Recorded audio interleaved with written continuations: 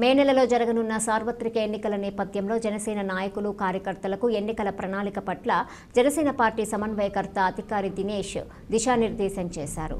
మన్నూరులోని Janasena party కార్యాలయంలో ఏర్పాటు చేసిన జన సైనికుల ఆత్మీయ సమావేశంలో ఆయన మాట్లాడుతూ మేము కలుపుకొని పోయి రేపు టికెట్ జనసేన కేటాయిస్తే అఖండ మెజార్టీతో మేము ఈ సీటు కడప జిల్లాలో మొదట గెలిపించుకోవాలని మనస్ఫూర్తిగా కోరుకుంటూ జనసేన నాయకులతో ఇవాళ ఈ సమావేశం ఏర్పాటు చేయడం జరిగింది.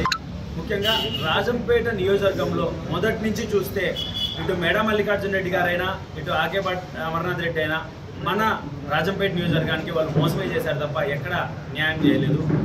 వాళ్ళు ఇసుక దందాలో భాగంగానే ఇటు వీరవల్లి నుంచి చూస్తే ఒక బ్రిడ్జ్లోంచి ఒక కుండ తవ్వేసి రోడ్డు వేసుకున్న తరుణం మనం చూస్తున్నాం. వాళ్ళ టిప్పర్లు అనుకూలంగా చెరువులోంచి రోడ్డు వేసుకొని మరీ ఇసుక తవ్వకాలు చేసి వాళ్ళు అక్రమంగా తరలించడం మనం చూసాము.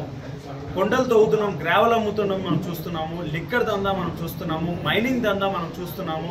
ఇటు చూస్తే ఆకేపాటి అమర్నాథ్ రెడ్డి అన్నమయ్య డ్యామ్ తెగిపోయిందనే బాధ, వాళ్ళకి ఇల్లులు కోల్పోయిన వాళ్ళకి ఇల్లులు కట్టించేసి పక్కన పెట్టి ఆయన ఫామ్ హౌస్లో గుర్రాలు పెట్టుకొని ఆయన ఎంజాయ్ చేస్తున్న తరుణం అంతా మనం చూస్తున్నాము. ఎలక్షన్ హీరింగ్లో ప్రభుత్వం చేసిన అరాచకాలు, నీచాలు, ఆయన చేసిన పనులు, నవరత్నాల పేరు మీద వాళ్ళు చేసిన మోసాలు, ప్రజలకి వాళ్ళు గుండు కొట్టించిన తరుణాలన్నీ ప్రజలందరూ గమనించారు. అలానే రాజంపేట నియోజకవర్గంలో కూడా ప్రభుత్వ ఉద్యోగులు ఎవరు వాళ్ళ పనితీరు సరిగ్గా చేసుకోలేదు. ఎందుకంటే వీరు అధికారంలో ఉండి అధికార మదంతో, అధికార దాహంతో వీళ్ళు మేము చెప్పినట్టే జరగాలి అని వాళ్ళ మీద ఒక బల ప్రయత్నం చేసి వాళ్ళని పని చేసుకోకుండా పనిచేసిన తీరు కూడా మనం అందరం చూస్తున్నాము. ఈసారి ఎలక్షన్స్లో రాబోయే ఎన్నికల్లో ఖచ్చితంగా వైసీపీకి మంచి గుణపాఠం చెప్తాము.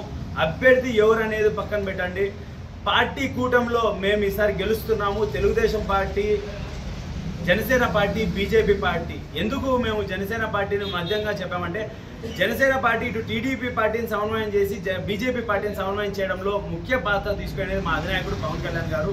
ఇది మేము సభాముఖంగా, మీడియా ముఖంగా కూడా తెలియజేసుకుంటున్నాము. రేపు రాబోయే ఎన్నికల్లో రాజంపేట సీటు ఎలా గెలవాలి. రెండోది వచ్చి ఎక్కడా కూడా అసమ్మతి, అసంతృప్తి మనము నాయకుల్లో ఉండకూడదు, ఉండనీము. ఇది జనసేన అయినా తెలుగుదేశం అయినా అందరినీ కలుపుకొని పోతాము. పదవులు ముఖ్యం, మేము గుర్తించేకి మేము సంసిద్ధంగా ఉన్నాము. మా కోసం కష్టపడండి, మా వెంట నడవండి అని కార్యకర్తలకి మేము భరోసాగా ఉంటాము. రేపు రాబోయే ఎన్నికల్లో అధికారం చేపట్టిన వెంటనే కడప జిల్లాలోనే రాజంపేట నేను ఒక ఐకానిక్ మున్సిపాలిటీగా, ఐకానిక్ టౌన్గా తీర్చే బాధ్యత మాది. ఇక్కడ రాయచోటి అన్నమయ్య జిల్లా, మాకు జిల్లా పోవడం ఒకటి రాజంపేట నష్టం చేశారు. అన్నమయ్య డ్యామ్ తెగిపోతే ఇప్పటి వరకు మాకు ఇంతవరకు దానికి మొదలు కూడా పెట్టలేదు. మున్సిపాలిటీలో ఇప్పటి వరకు మార్కెట్ యార్డు డెవలప్మెంట్ చేసిన పాపాన పోలా వీళ్ళు. రైతులు ఎంత ఇబ్బంది పడుతున్నారో మనం అంత తరుణం చూస్తున్నాము. అలానే రాయలసీమ జిల్లాల వారిగా వలసలకు ఎక్కువ భాగం వెళ్ళారు. వాళ్ళని పట్టించుకున్న తరుణం మనం వాళ్ళని పట్టించుకోలేదు వీళ్ళు. మనం చూస్తున్నాం పట్టించుకోకుండా.